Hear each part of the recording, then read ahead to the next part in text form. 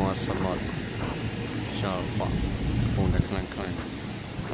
បងប្អូនអ្នកគ្នាទស្សនាវីដេអូនេះរហូតដល់ចប់ទិដ្ឋភាពកាន់តែស្រស់ស្អាតមើលទិដ្ឋភាពអារម្មណ៍របស់យើងក៏ធូរស្រាលបែបហ្នឹងអញ្ចឹងខ្យល់បក់រំភើបចិត្តល្អខ្យល់បក់វឹងវឹងមាត់សមុទ្រពេលព្រឹក